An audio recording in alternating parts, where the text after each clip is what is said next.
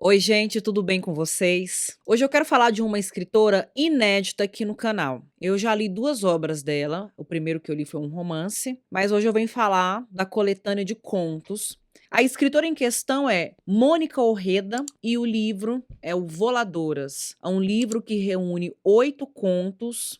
E acho que essa escritora merece um pouco mais da nossa atenção, principalmente se você gosta de narrativas de terror. A primeira obra que eu li dela foi no ano de 2024, no início de 2024, um romance de mais de 400 páginas, então relativamente longo, chamado Mandíbula. Mas eu introduzo, eu trago Mônica Orreda pela primeira vez no canal com Voladoras, porque eu acho que contos pode ser um tipo, conto é um tipo de gênero textual que pode ser melhor, mais fácil para familiarizar o leitor, a leitora, num universo muito singular, que talvez ele ainda desconheça, para ele tateando, reconhecendo melhor o estilo do leitor, do autor, do escritor ou da escritora. E por que eu tô fazendo essa observação? Porque os contos da Mônica Orreda, a escrita da Mônica Orreda, passa pelo terror. Ela faz uma literatura de horror. E não é qualquer pessoa que gosta de literatura de horror. Eu gosto muito de filmes de terror, de literatura de terror, eu adoro, eu gosto, aprecio bastante.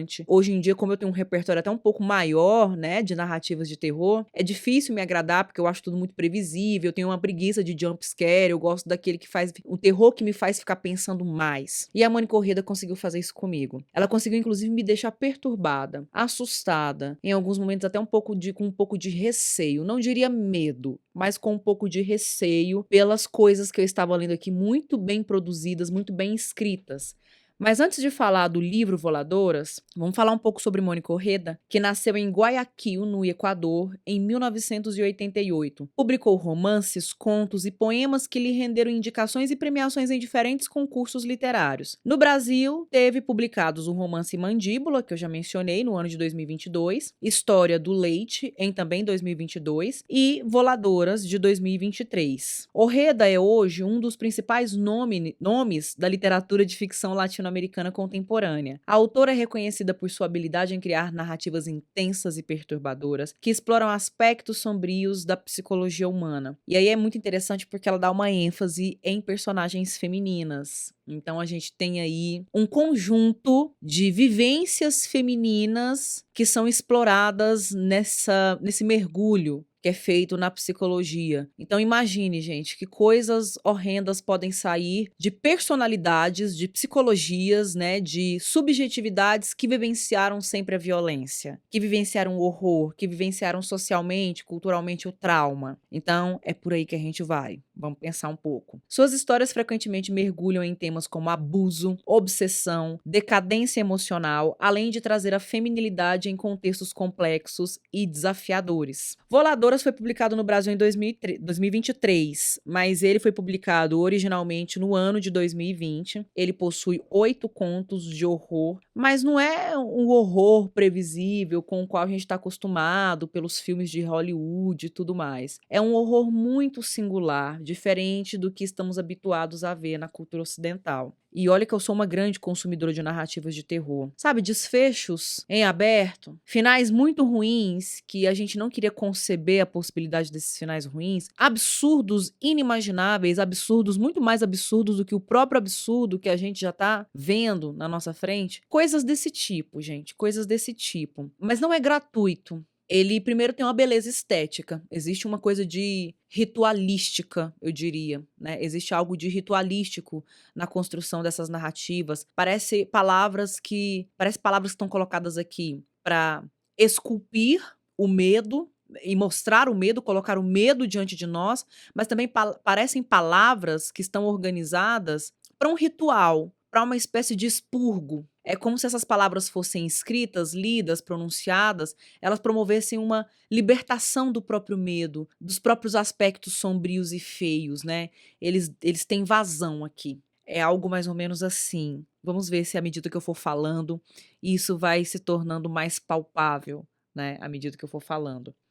A obra evoca paisagens, currutelas e mitologias de comunidades do Equador em um projeto estético gótico andino, então tem isso também. A questão da paisagem, a questão da geografia, né, a Mônica Orredo, inclusive, ela fala muito isso nas entrevistas que ela dá, é que a geografia determina o local, determina a literatura, determina a linguagem, determina a concepção de horror, né. Então, um país onde acontecem muitos terremotos, ele tem medos diferentes em relação a um país que enfrenta muitas inundações e enchentes. Então a questão geográfica, ela interfere no medo, ela interfere no horror, ela interfere no trágico, ela interfere no trauma, né. Ela tá falando de um lugar que é cheio de paisagens montanhosas e muitos vulcões, alguns vulcões inclusive em atividade, né, que entram em erupção ou às vezes soltam apenas aquela fumaça, e aí para toda a população, as pessoas ficam estancadas, estarrecidas diante daquilo, né. Então, olha, a gente tem esse atravessamento, não é só dentro da cabeça que a coisa acontece, mas é fora do corpo também, é aqui, é no que eu tô sentindo, se é noite, se é dia, se chove, se tá seco, se é deserto, se é árido, se é pantanoso, enfim, né, tudo isso também atravessa. E aí é essa coisa interessante de falar, de fazer essa referência ao gótico, né, porque o gótico, ele evoca mesmo um tipo de horror que está muito ligado ao ambiente, né, o indivíduo, o personagem, ele entra num cenário que é pavoroso, que é espantoso, e existe uma espécie de simbiose entre local, entre ambiente e o personagem, né, ele é acometido por aquela atmosfera também. Em Voladoras, encontramos criaturas que sobem nos telhados de suas casas e voam, né, olha a capa. A capa a gente tem aqui uma mulher saindo pela janela e ela parece que vai levitar. Terremotos apocalípticos, desejos inconfessáveis, segredos familiares e ancestralidade em profusão. Herança. Vamos falar de ancestralidade? Herança. O que que eu herdo?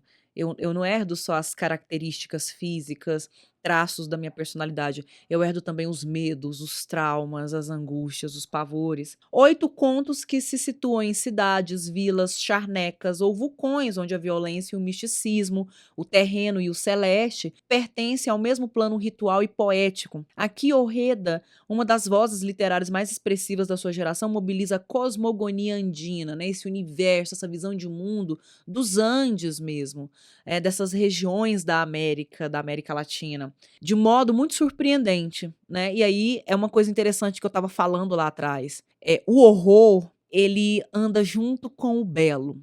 Eu lembro muito, eu penso muito, não estou dizendo que exista aqui um diálogo, não existe um diálogo direto, mas eu gosto muito de pensar, por exemplo, naquele cineasta bem famoso, bem pop, que é o Quentin Tarantino. O Tarantino, ele explora a violência brutal, pesada nas obras dele, mas não choca tanto, não só choca, a gente às vezes fica chocado, mas a gente também às vezes acha até graça, ou existe até uma contemplação, né, de alguma beleza ali na construção daquela cena. Eu diria que Mônica Corrêa passa por um lugar muito semelhante.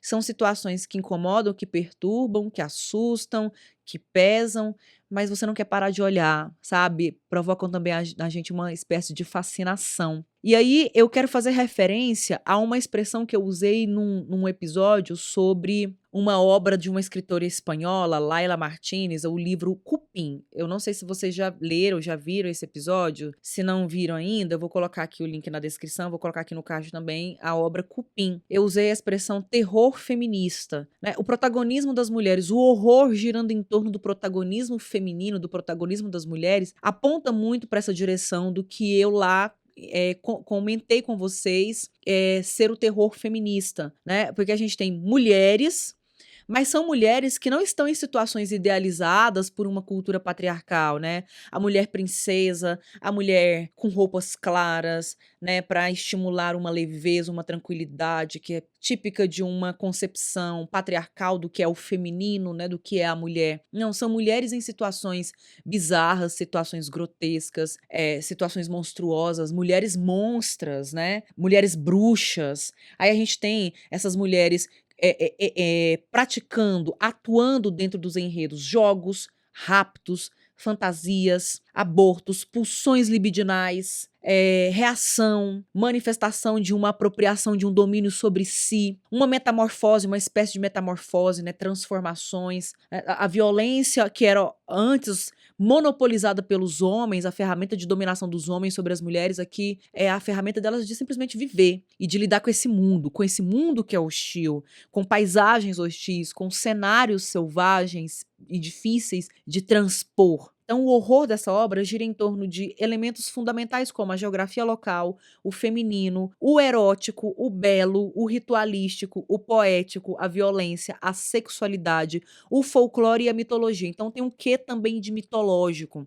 Eu não conheço o folclore, a mitologia andina, equatoriana, assim, o suficiente para poder reconhecer personagens. Mas eu sei que tanto em Voladoras quanto em Mandíbula, vendo algumas entrevistas da Mônica Orreda, nas 2 obras, são feitas menções a figuras de um imaginário popular daquela região, daquele país, né, é como se para nós, a gente falasse, por exemplo, da mula sem cabeça, digamos assim, e aí a gente evoca a história da mula sem cabeça aqui no Brasil. E como eu falei para vocês, é um livro que possui 8 contos, eu vou comentar apenas um, que foi o que me marcou mais. O primeiro conto, As Voladoras, né, que é o título do livro. Tem o Sangue Coagulado, depois Cabeça Voadora, depois Caninos, na sequência Slasher. Aí tem o Soroche, ou Soroche, eu não sei como é que se pronuncia. Terremoto e, por fim, O Mundo de Cima e O Mundo de Baixo. Todos os contos muito impactantes, mexeram bastante comigo, mas o Soroche, ou Soroche, não sei se a pronúncia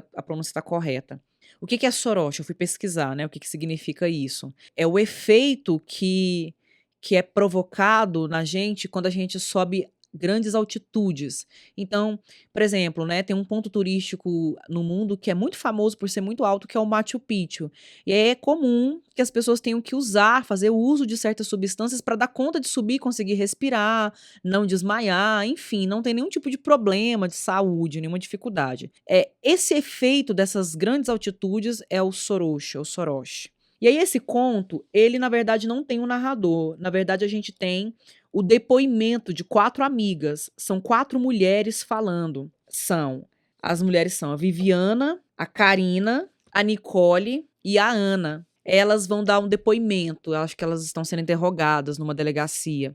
E aí cada uma delas vai falar do que aconteceu no alto, né? Elas estavam subindo uma montanha, elas tinham feito uma trilha, estavam subindo, e aí acontece uma coisa terrível aqui que vai ser esclarecida só no final, então eu não vou dizer. Mas existe um mal-estar entre essas 4 amigas, porque elas estão meio que fazendo essa trilha, essa viagem pra arejar a cabeça, porque aconteceu uma grande treta. E a grande treta é, uma dessas amigas teve um vídeo íntimo vazado. O vídeo foi exposto e a situação foi muito constrangedora e humilhante. E aí tava um climão. E assim, gente, o conto consegue transmitir pra gente o sentimento dessa mulher exposta. A violência, a loucura que foi isso pra ela. E pra mim isso é terror. Isso pra mim é uma história de terror. Porque o cara fez isso com ela, depois se separou dela e a expõe. E ele é monstruoso. Ele é o grande lixo, o grande monstro da história. Ele é o demônio.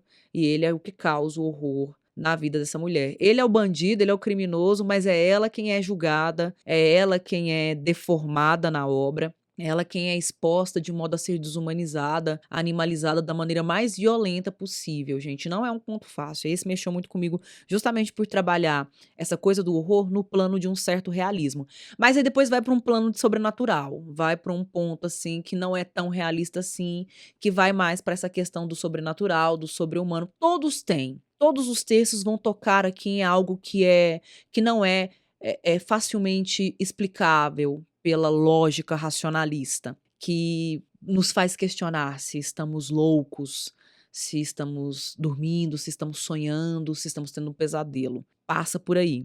Então fica aqui a minha recomendação de leitura dessa obra Voladoras, da Mônica Orreda. Em breve farei um vídeo sobre o romance Mandíbula também, porque Mônica Orreda merece ser lida, ser comentada, ser debatida, ser discutida e ser relida.